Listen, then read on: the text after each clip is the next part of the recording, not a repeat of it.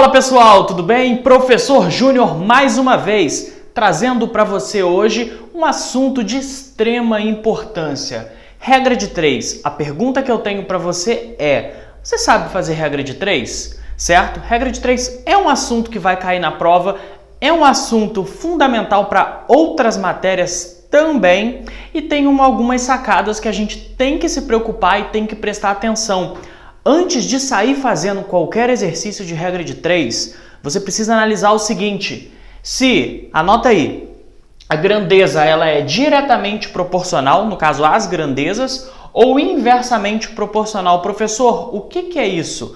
Vamos ver e vamos dar dois casos, um de GDP e um de GIP, ok? Vamos dar um problema de cada um. O que é uma grandeza diretamente proporcional? O que acontecer com uma, acontece com a outra. Se uma aumenta, a outra aumenta. Se uma diminui, a outra diminui. Já na grandeza inversamente proporcional, nós temos o contrário. Se uma aumenta, a outra diminui. Se uma diminui, a outra aumenta. Como assim, professor? Vamos deixar isso prático? Vamos deixar isso conceituado aqui? Vamos lá. Então, olha só, no primeiro exercício, o que a gente tem? Uma roda, ela dá 80 voltas em 20 minutos. Então, a gente coloca lá 80 voltas em 20 minutos. Você já sabe fazer isso. Quantas voltas, ou seja, x voltas, ela dá em 28 minutos. Pessoal, outra dica que fica para vocês é o seguinte: não faça a conta de forma direta. Leve a conta até o final para você cortar, você ganha tempo, você não precisa armar a conta grande na prova muitas das vezes. Então, nesse caso aqui, ó, multiplicando cruzado, o que a gente tem? 20x igual a 80 vezes 28.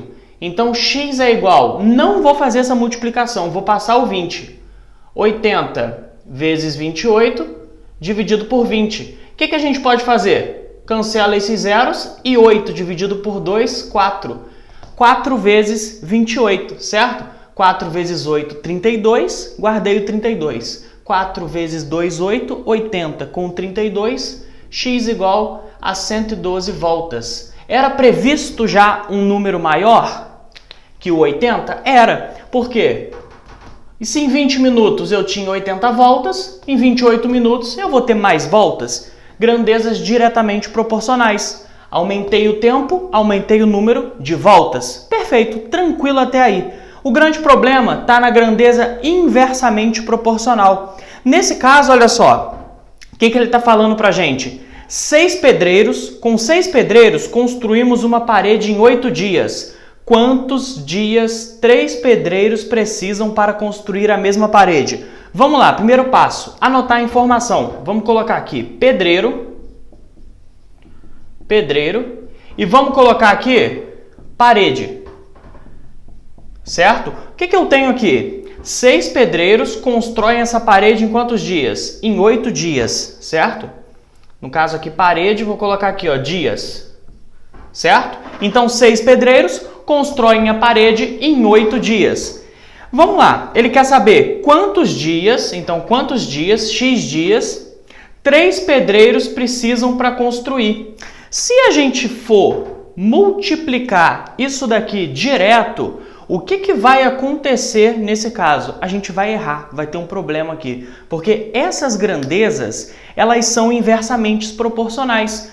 Quanto mais pedreiros eu tiver numa obra, pensa comigo, menor o tempo, em menos dias essa obra será entregue. Então, a gente faz as famosas setinhas. Você pode analisar independente dos números, você pode analisar da forma que você quiser. Se o número de pedreiros aumenta, o que acontece com o número de dias? Diminui. Então, se eu tenho essas grandezas inversamente proporcionais, eu não posso armar minha regra de 3 daquela forma. Eu tenho que inverter a seta que ficou para baixo. Nesse caso, inverter uma das setas. O que a gente vai ter então? 6, 3, e vou ter aqui, ao invés de 8x, eu vou ter x e 8. Então, vamos lá. 3x é igual a 6 vezes 8, 48. X é igual a 48 dividido por 3,